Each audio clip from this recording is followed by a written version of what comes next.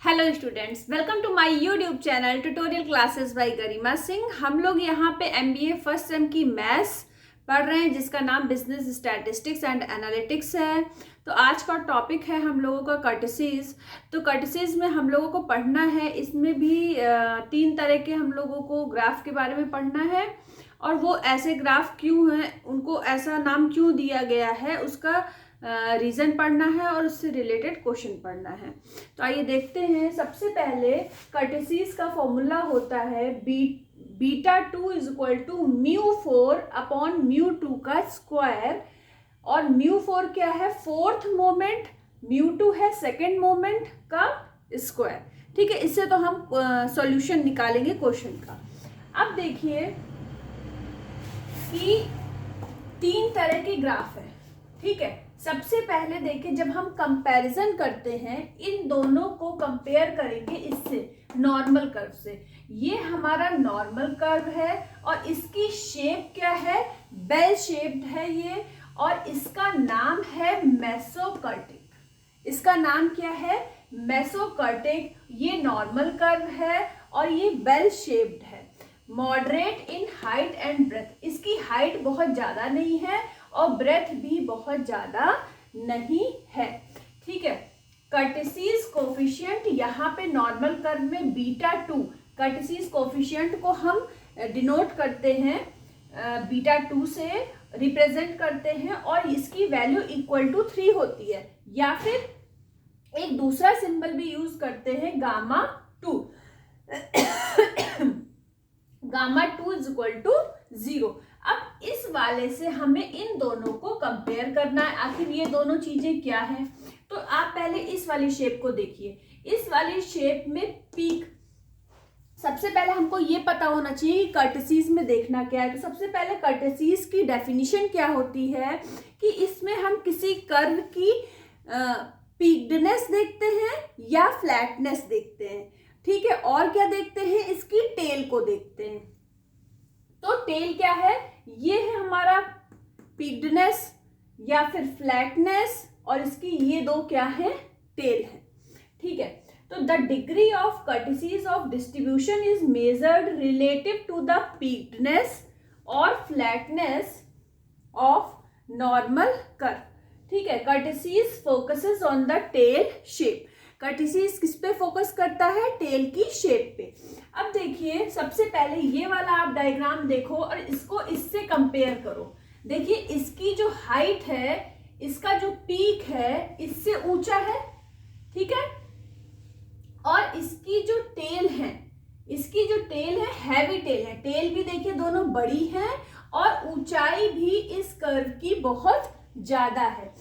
इससे अगर आप कंपेयर करो तो इसका नाम होता है लेप्टोकर्टिक, और इसकी वैल्यू, जैसे नॉर्मल कर्व की value beta 2 is equal to 3 होती है, इसकी वैल्यू क्या होती है?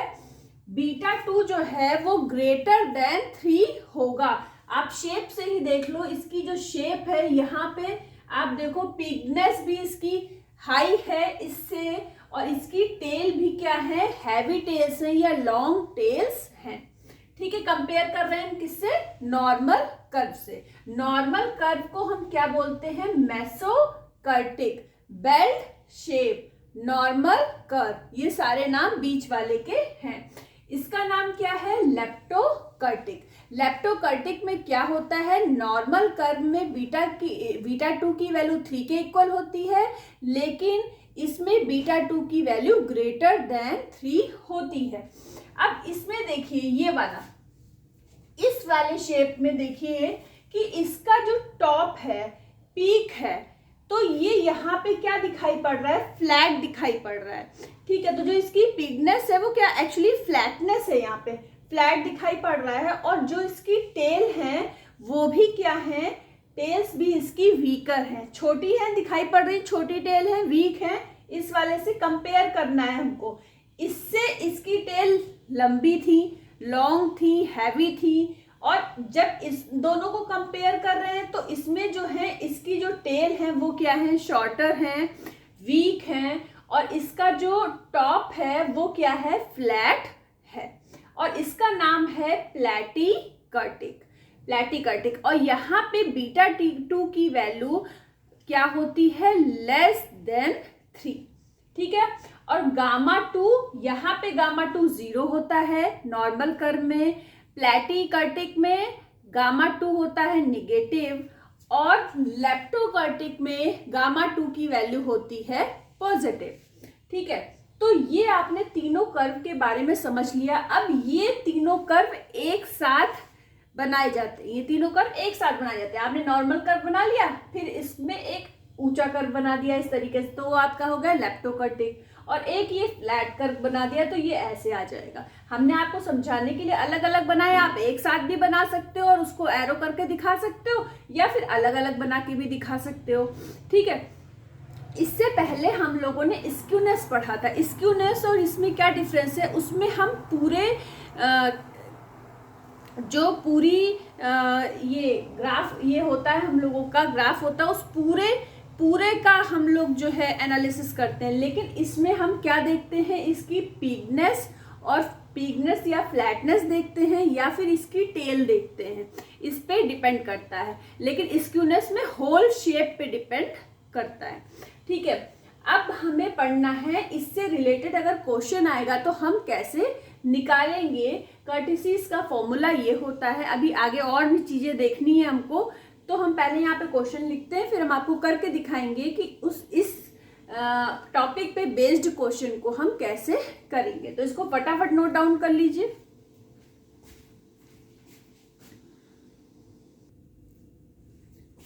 अब देखिए क्वेश्चन है हमारा, calculate first 4 moments from the following data, find out beta 1 and beta 2।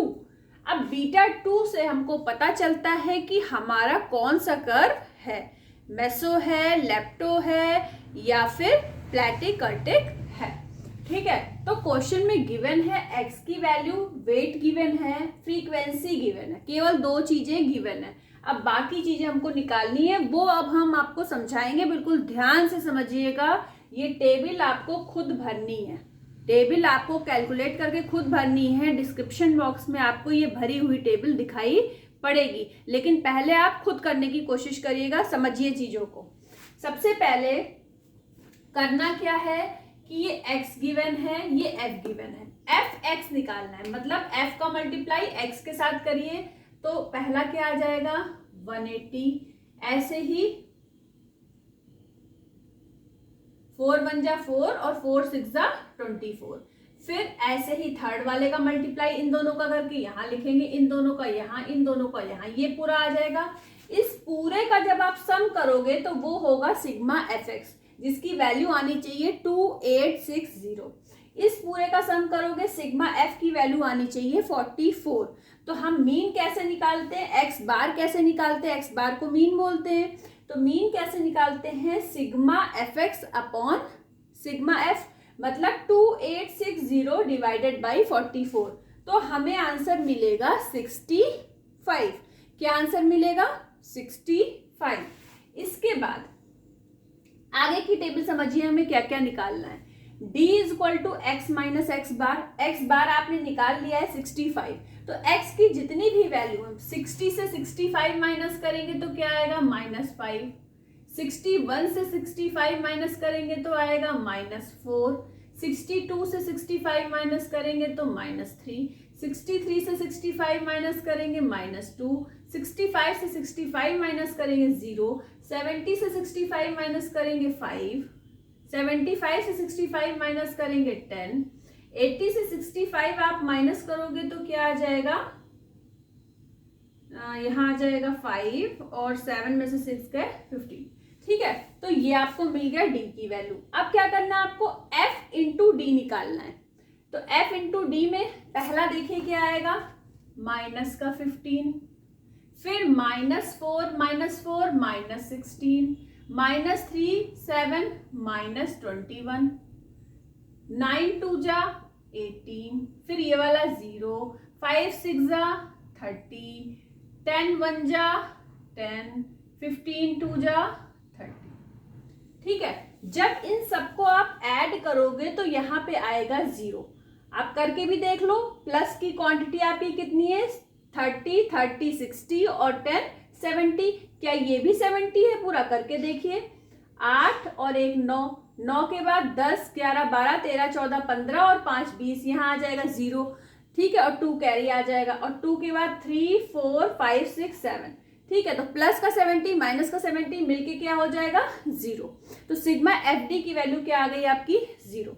अब यहाँ क्या करना है, F D square, D square, D क्या है आपका -5 है, तो डी स्क्वायर करोगे तो 5 -5 का स्क्वायर 25 इंटू एफ से मल्टीप्लाई कर दोगे, 25 3 जा 75। ऐसे ही नेक्स्ट निकालोगे, फिर -4 का स्क्वायर 16 और 16 4 जा 64।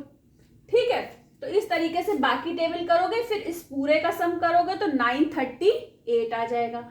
इसके बाद एफ डी क्यूब, मतलब डी का क्यूब करना है, मतलब -5 का क्यूब क्या हो जाएगा, 125, और 125 का मल्टीप्लाई 3 से करोगे, और 3 से करने के बाद आपको मिल जाएगा एफ डी क्यूब में -375।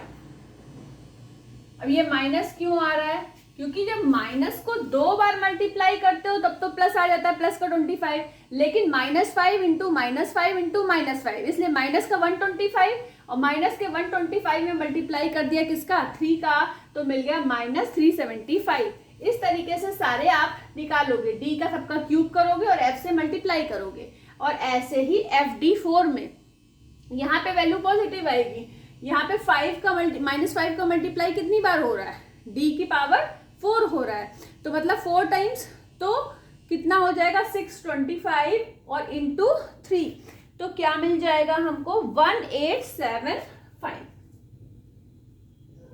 इस तरीके से आप ये पूरी टेबल फिल करोगे।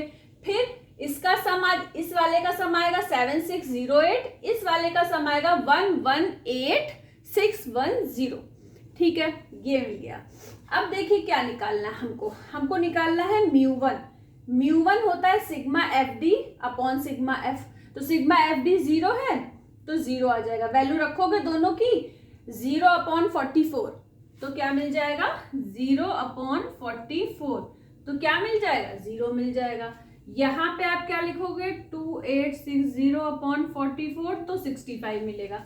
अब देखिए सिग्मा एफ डी स्क्वायर क्या है आपका 938 डिवाइडेड बाई 44। ठीक है, तो मिलेगा 21.32, आपको कैलकुलेटर से सॉल्व करना है। ठीक है, तो ये आ जाएगा। इसके बाद एफ डी क्यूब क्या है, अब देखो μ3 क्या है हमारा, ये μ1 μ2 μ3 μ4 ये सारी क्या है मोमेंट्स हैं, जो निकालने के लिए बोला गया कैलकुलेट फर्स्ट 4 मोमेंट्स। तो फर्स्ट 4 मोमेंट्स क्या है μ1 μ2 μ3 μ4। तो अब μ3 का हमारा फॉर्मूला होता है sigma F D cube upon sigma F. तो सिग्मा एफ डी क्यूब की वैल्यू लिख दीजिए 7608 अपॉन 44, आंसर मिलेगा 172.9। इसके बाद μ4 सिग्मा एफ डी की पावर 4 अपॉन सिग्मा एफ, तो मिलेगा 118610 अपॉन 44, कैलकुलेटर से सॉल्व करोगे आंसर मिलेगा 2695.68। ठीक है, अब उसके बाद बोला गया है फाइंड आउट β1 एंड β2। β2 तो आपको पता है कि कर्टेसीज निकालने के लिए β2 निकालते हैं, लेकिन अब इन्होंने β1 भी बोला है, तो β1 का फॉर्मूला होता है μ3 का स्क्वायर अपॉन μ2 का क्यूब। तो μ3 क्या है, μ3 172.9 इसका स्क्वायर अपॉन μ3 कहाँ है, हाँ μ2 21.32 का क्यूब। तो जब इसको आप सॉल्व करोगे कैलकुलेटर से तो आंसर मिलेगा β1 की वैल्यू मिलेगी 3.1। ठीक है, अब β2 कर्टेसीज क्या फॉर्मूला, β2 होता है μ4 अपॉन μ2 का स्क्वायर।